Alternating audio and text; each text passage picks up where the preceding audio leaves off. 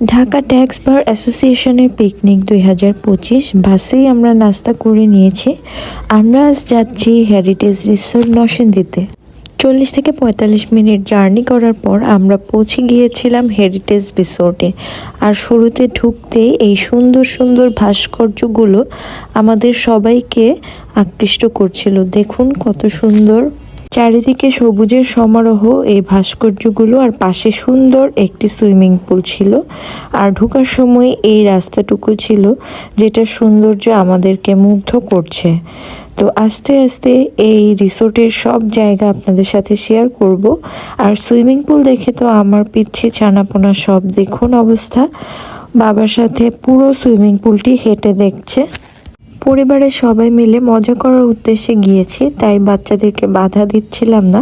তবে যেহেতু এখন শীতকাল, তাই আমি বারবার বলছিলাম ওকে যেন পানিতে না নামতে দেয়। তো সাফার বাবা সায়রাকে নিয়ে আসছে, দেন আমি ওকে নাস্তা করিয়ে দিচ্ছি।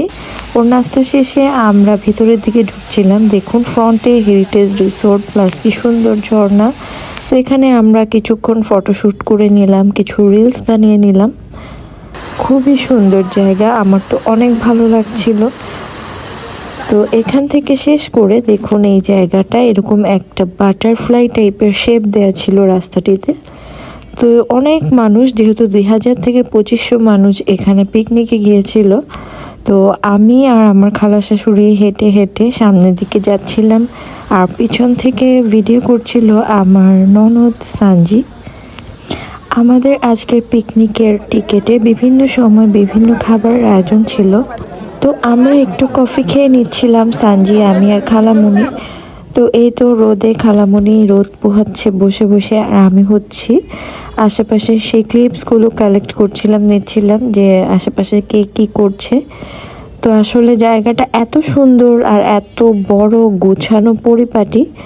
তো বাচ্চারা খুব মজা করছিল। এদিকে আমার ভাই আর আপনাদের ভাইয়া দুজন মিলে আসছে, আর আমরা এখন খেলতে যাব।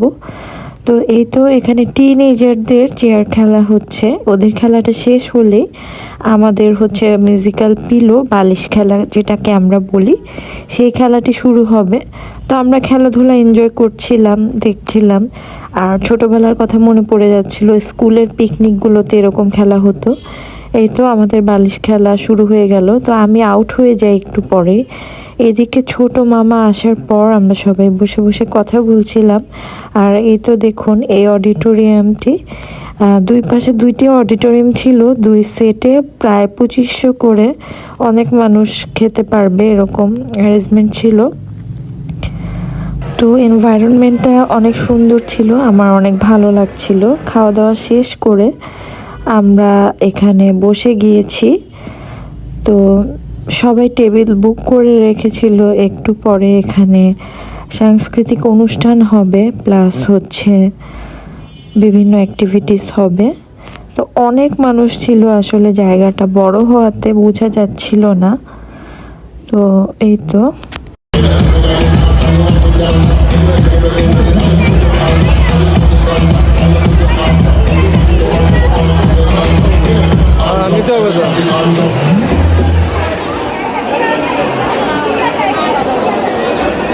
যেহেতু শীতকাল, দিন ছোট, আর এই বাইরের সৌন্দর্যগুলো উপভোগ করতে পারবো না, তো আমরা মাঠের পাশে গিয়ে কিছুক্ষণ বসেছিলাম, কিছু সময় কাটিয়েছি। বাচ্চারা প্লেগ্রাউন্ডে খেলছিল। আশেপাশের কটেজগুলোর সৌন্দর্য একটু আপনাদের সাথে শেয়ার করার চেষ্টা করছি। এই পাশটা কিন্তু বেশ সুন্দর, ভিতরে কিছু প্রাইভেট জায়গা আছে, কটেজ আছে, সেগুলো আরও সুন্দর। এইদিকে লেকের পাড়ের জায়গাটা কিন্তু খুব সুন্দর লাগছিল। এই সময়টায় এসে রোদ একটু কমে গিয়েছিল, আর এখানে অনেকে নৌকা চড়ছিল। গাছের আলোগুলো যখন লেকের উপরে এসে পড়েছিল, পুরো লেকটা একদম সবুজ লাগছিল। তো এই তো খুব সুন্দর লাগছিল। এই দেখুন কত মানুষ। তো আমরা মাঠে কিছু রিলস বানাচ্ছিলাম, মজা করছিলাম। তো তারই কিছু ক্লিপস আপনাদের সাথে শেয়ার করছি। আমার ননদকে নিয়ে আমি রিলস বানাচ্ছিলাম।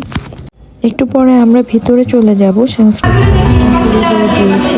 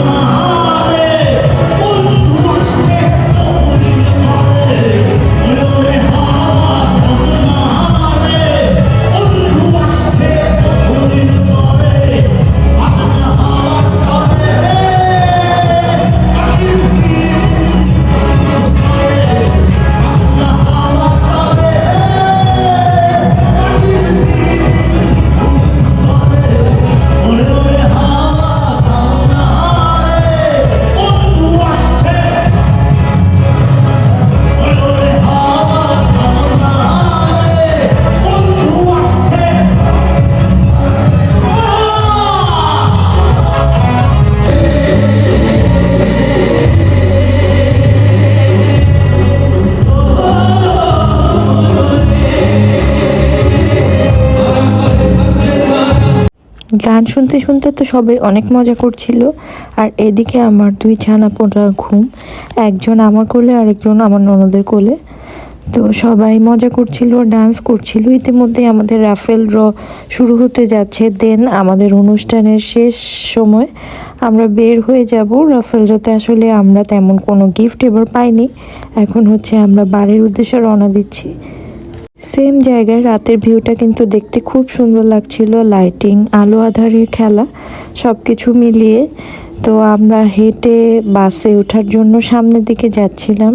আমরা যা করছি সবাই তা আজকের জন্য এতটুকুই। ভালো থাকবেন সবাই। ভিডিওটি ভালো লাগলে লাইক, কমেন্টস এবং শেয়ার করে দিবেন। চ্যানেলটি সাবস্ক্রাইব করে দিবেন। আসসালামু আলাইকুম। ভালো থাকবেন সবাই।